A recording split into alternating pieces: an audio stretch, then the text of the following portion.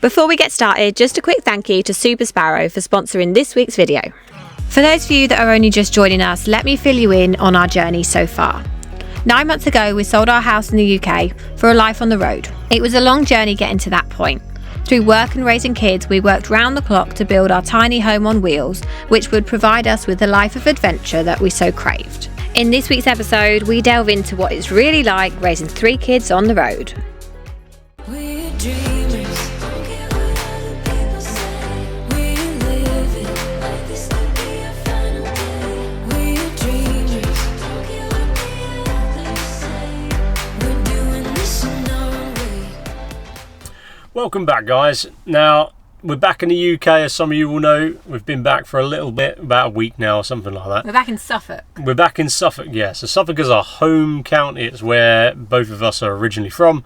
Not where we've been living for the last 10, 12 years or whatever it's been. No. But all our family's here. Actually. I don't know, 10 years? 10 years. It's something like that. Yeah. We've been living It's away. 10 years, actually, wow. But yeah, our family are all still here, all our friends. So it's nice to come back and use it as a bit of a base, catch up with people. What else have we been up to? We've done some water sports. So That was good. Yeah, it was awesome. So we did some a little bit of kayaking. Kira went on a paddleboard for the first time, I did. disappointing she didn't fall off. He just wanted me to fall off the whole Absolutely, time. that is why But he didn't get on one, so I think I didn't. No, but I went dinghy sailing. I took a dinghy sailing out. There was you love hardly any that. wind, but it was peaceful. It was Yeah, lovely and peaceful. just by yourself. yeah. And we also took the kids climbing, clipping climb in Ipswich. It's like one of these fun climbing places. Yeah, like isn't it? loads of different climbing walls, and that was good. I went to the top of one, which I didn't think I was going to do. But Did you? yeah, you bullied me into it. Well, Yeah, and the kids All were right, good. Piper really loved it. Jack's a little bit nervous, but it was good fun. yeah. No, he did Good really fun. well at the end. So had a really good time there. And so we're just in Suffolk, just chilling out a little bit, getting a few things done before the next sort of project starts up, really. Yeah, plans. But this week's vlog is going to take a bit of a different angle, because if you've seen on our Instagram, we put out a question of raising 3 kids on the road, challenges, highlights, asking positives. you guys what you want to know basically about Yeah. raising 3 kids in a van on the road, what this lifestyle like, and what you guys are curious to find out. Some of you were very curious. Some of you were very, A very little curious, too a bit curious cheeky. about certain things. Yeah. And then at the end of the video, we are going to get the kids involved, and we're going to give them a little Q&A, and we've got some questions that we're going to ask them to basically see what they really think of that. Yeah, and they don't know the questions, so we're just going to ask them and see what they say. And we talk about all this, so we sort of, hopefully, when we ask them, do you like van life, hopefully they hoping don't they just say turn around yes. and go no and start bursting into tears. But This they is shouldn't do. an honest vlog, so it could get interesting. Yeah, there we go. So let's get into it. What is the first question? Is how do you cope with teaching the children, and did you have to get qualified first? Well, we're certainly not qualified in teaching, but we get on quite well. You have to find your rhythm, and when you look into homeschooling, you'll see all the little buzzwords of homeschooling, road schooling, unschooling, whatever, world schooling. Yeah, It's just school. lots of different. It's just school, but there's lots of different angles to take. We sort of, the core subjects, English, maths, science, we try and stick to a curriculum, and we're just a little bit flexible. We're a bit flexible. We're very flexible. Yeah. We're quite laid back, and we let the children lead, and there's days where we don't do anything, and there's days where we do lots. Yeah. So, but they're also very different. So Teddy is not of school age as yet, so we do little things with him, like ABCs and number counting and stuff. But Piper, she's very independent. We can say to her, hey Pip, come on, get your maths books and crack on. And she will, and she'll sit there and she'll do it, and she'll ask questions if she needs help. Jack, he needs a bit more encouragement when it comes to actually sitting down. So we need to sort of be a bit more inventive and come up with ways to try and teach him. And maths is a really funny one with Jack, because he's actually very good at math. But when you sit down with him with a book, he just flicks off. You can see he just instantly turns off. So we need to try and it's the listening. He gets bored if you're talking to him, trying to teach him, but he just gets bored. So short bursts of short bursts maths. So overall schooling, you have to sort of find We're still finding our Yeah, rhythm, we're still to be finding our honest. rhythm, yeah. There's easy times and there's hard times. Yeah. Next question. See what we got. And I haven't even seen any of these Yeah, questions. you've not, so. no. And I've only browsed through them very quickly. But how do you homeschool and keep everyone happy in a small space? Now, it is a small space, and we don't always keep everyone happy. No, that's the realities of it. You know, that this is the thing. Everyone with children will know that they scream. You can live in a massive, great big mansion, and they will still scream. They're still children at the end of the day.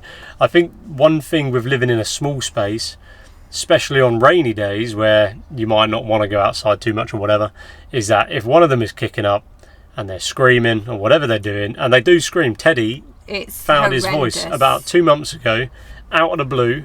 Piper and Jack never screamed. No. And Teddy all of a sudden just screamed, and we were like, wow, where did that come from? And of course, he's been doing it ever since. Of course, when they're screaming, like, you can't, it's not like a house where you can maybe send them to their room and you can get away from that. You can't get away from it. Next question, what we got? What are your top go-tos for entertaining the kids? So Lego's amazing. Lego is the essential evil.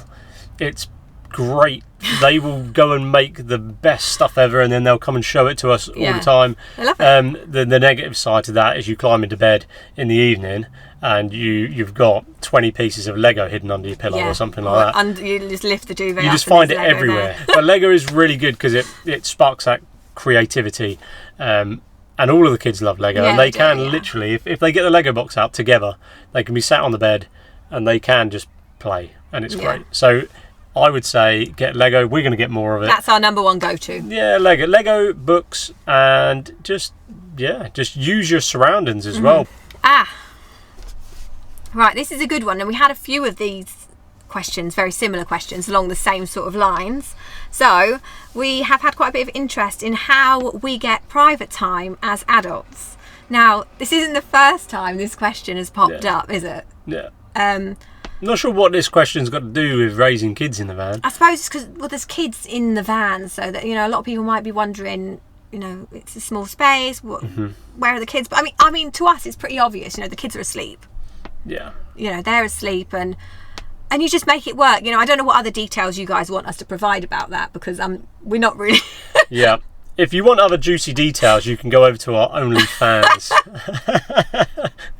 page, which we do not have. I will put that out there. We do not I have. never will. Just No, unless we get really brassic and skint, and I need to show some flesh. Oh, God. And if you're interested in that, put a link in the let us know in the comments. Could be onto a winner there, babe. Oh, okay. I think we should move on. Yeah, I think we should. Yeah. Anyway, we'll save that for how to make a living. Right, next question. Oh, I just need to get So over you're very the giggles flustered, in I you? I've made you all flustered. Right, okay. So we're not going to spill the tea, but we will share with you our new drinks bottles from Super Sparrow. The bottles are 100% leak-proof, eco-friendly and ultra-light. There are lots of designs to choose from, and if you use our code Touring with the Kids, you'll get 20% off. Right, so the next question is, how do you manage the stuff that children need? Now, it's a good question because obviously living in a house, most people, including us, tend to have... Ted!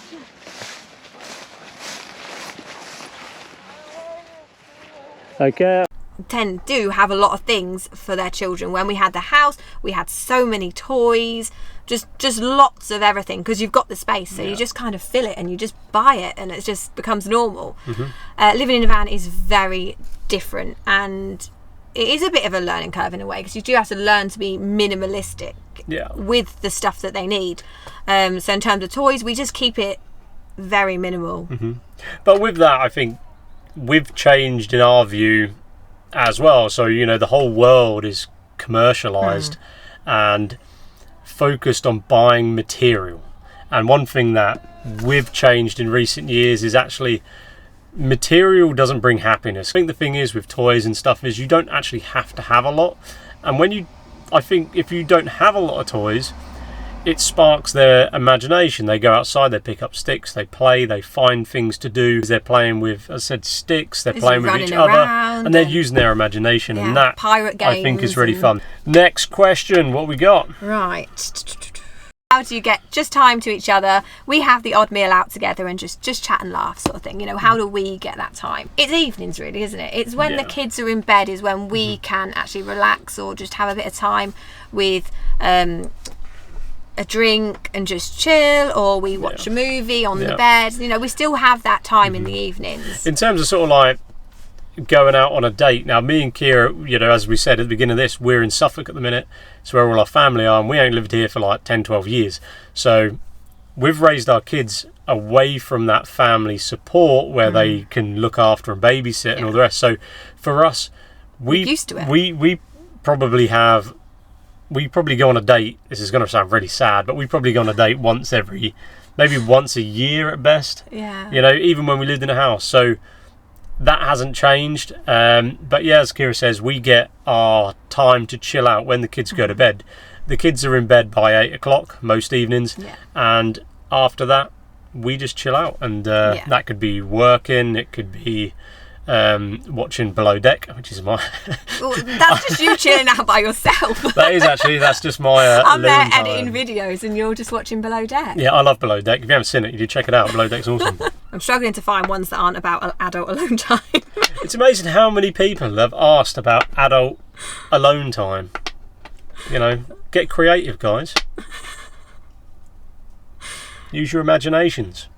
Right, here we go. Here we go. What we got? Meal times. There is a couple of questions about meal times. So one's actually just come in just now, actually. What do you tend to cook for dinner? So family meals. Now, we do only have 2 hobs in the van.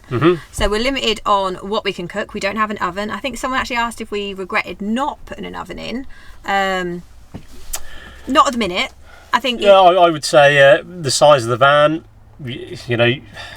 We just need the space for other things, essentially. Yeah. And we've done pretty well. So there's lots of meals you can cook with 2 hobs. You can cook so many meals on what 2 are our hobs. go-tos? So like a veggie chili, we have a lot. We have a lot of pasta. Yeah, so Piper is vegetarian, and none of the rest of us are. She's been vegetarian for 6 months. 6 months, something like that.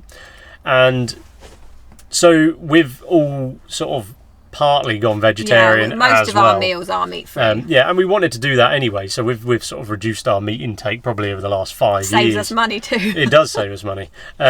So yeah, we have pastas, we have curries. What else do we have? Pastas, curries, tortilla things. What are they called? wraps. We have wraps a lot.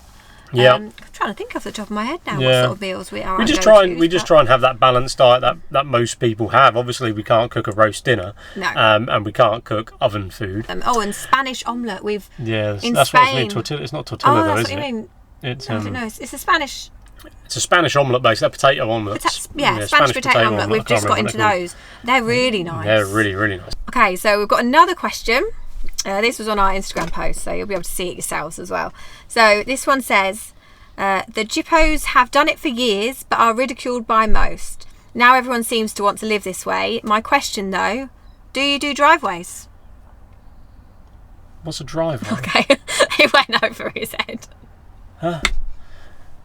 That went right, man. Well, I don't even know what that means. I'm not going to go into detail on camera, but yeah, I jest. I wonder how far you may travel. Oh, do we do driveways? Okay, I get it. Okay, yeah, I get it. Jeez. No, we don't.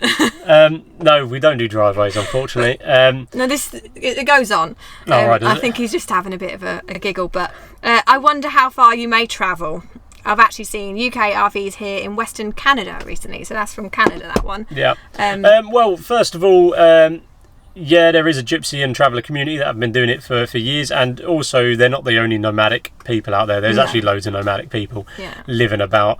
I think it's a good way of life. I think it's a different way of life. It has some big challenges. I think income is probably the biggest challenge people will face, or families will face, because you have to really be inventive when it comes to income, and it's so different to what society expects. So in terms of how far we will actually want to travel, what our aspirations for travelling, top locations. The world's the oyster, isn't it? That's travelling. If we went back 10 years, we never, ever thought we would travel. In fact, for me, I'd never even wanted to leave Suffolk. It wasn't on the radar at all. No, absolutely. So I think the more we travel, the more we sort of want to do. And I think just watch this space. I think we'll, we've got some ideas that we've got some places that we want to go to, but I think there isn't really many limitations, really. And so You want to go everywhere. Want to go everywhere, and we will go everywhere. How do you find the kids have adapted to the social change, and do you do anything specific so they get to meet other kids? That's a really good question. It is a good question. Yep. And it's probably something that we still want to try and work on. It's very difficult to meet up with other families on the road. Not because people don't want to meet up, but because often you're travelling, so you're on different paths or different times. And it's very difficult to try and make that match. There's not as many travelling families out there. When you stop at an air or whatever, 98% of the people there are retired. Most people are they're retired, they're just living, travelling, whatever. So there's not really that many travelling families about, but we've met up with a few people on the road, haven't we? And it's great. It's great. We love awesome. it when we do get to meet up with other people, and the kids love it as well. It would be nice if there was more travelling families that we came across, but I guess we've just on that point, actually, obviously social aspect is important. And coming back to the UK, I actually booked the kids onto a kids club, didn't we? An Easter holiday club, because it was Easter holidays, and I thought, do you know what, it'd be great for them to actually just have some time by themselves, not with us, and socialising with some other kids. So they went away for 3 days, and they loved it. So, having done van life for 3 years nearly with 2 adults and 2 dogs, we are totally in awe of how you guys are doing this with 3 kids. My question is, how have you not killed each other? Over to you. We've come close. It can get very challenging. I think there are times when, for whatever reason, the kids are just on one, and they're on wind up mode, and normally that ties in with the day. We really want to do stuff, and we're quite busy, and they're on one, and then that normally ties in with the day it's raining. But there are days where it's hectic, but you speak to any family, no matter where you're living, no matter how you're living, there's hectic days. So I look at it as absolutely fantastic that we're with our children and travelling every day. I think there are a lot of people out there, and I think British sort of society, the expectations is you just go out and work. And I think there's a little bit of a work trap there. Well, we've just realised that the time is so important. So yes, it's hectic at times, and it can be hard work, and it's full on. We don't get a break from the kids essentially, or each other really. But the reward is just so much greater than that, and that's the point here. It's sort of like the reward of being able to do this. That's why we're doing it in the first place. We're doing it so we can. Well, we're doing it so we don't have to just constantly work, and pay mortgage, and effectively most of society is just in debt, their whole life working to pay it off. And I think there is a bit of a system. I'm not on the extreme of any of that sort of stuff, but we just want to use the time we have with our kids when they're 18 or 16 or whatever, or more 18. They're going to disappear and go off and live their own life, which is, that's what I want. That's what we want. They're not here to babysit us or be near us all the time. I want them disappearing, living their life. I think by then we really will want them to. Yeah, that's it. We're kicking them out. Get out! But that's what it is, and I think we're doing this to spend that time together and just experience life together, and that's why we do it. So they're hectic moments, but the rewards make it worth it. Insane. And okay, the final question, and it's the question we get asked by far the most, is how do we afford to do this? Where's our income coming from, etc., etc.? And I think that we're not going to answer that now. What I would say is, with income, you do have to break away from the mould of the norm of society, where you go out and you get a job and you just get that straight income. Or for us anyway, we're van lifers that are nomadic, so we sort of travel from A to B and all over the place. There are some people that live in a van in a certain location and have a 9 to 5. All sorts of different people. But there's money to be earned out there. You just have to figure it out. So we are earning money on the road, but it's early days for us. We haven't been earning money since the day we sold the house. It's early days, so at this point we don't really want to share too much. You know, we're still setting ourselves up for travel, but it is something that we will be happy to discuss a bit more in the future. Income is a burning question that people are asking, so we might address that in another video. So let us know if that's a question you want answering, and if so, just let us know in the comments. Okay guys, so that answers most of the questions that came through. We had quite a lot of questions come through, so thanks for that. But if we haven't answered your question, then put it in the comments and we will do our best to answer it. But now let's go and see what the kids actually think of van life. Let's see what they've got to say. If they don't answer correctly, then we'll put them up for adoption. Morning Teddy, how old are you? 10. You're 10? What is your favourite thing about van life? Going travelling. I like to spend time with my family and see amazing places. I like to go travelling and go to different places. What do you miss most about living in a house? We are going to Willie and Scotty. I miss having an oven because in the van we can't have an oven because it's a bit small. Going on a tree house. What's been your favourite country to visit and why? Denmark. Why Denmark? Because I love Legoland. I think Portugal. Why did you like Portugal? It's what's in Portugal, Mum? My favourite country is Netherlands because it's a bit different to all the other countries we've been to, and there's lots of like fun places, and it shows a little bit about history as well. What's the worst thing about living in a van? We go travelling. That's all the time I have to sleep in the pop top. Going on long drives. Thanks for watching. Bye. As always guys, thank you so much for watching, and join us again next Sunday as we reveal exactly what is next for us and how you guys might be able to help. Don't forget to hit that subscribe button and remember to hit the notifications bell, and we'll catch you next week.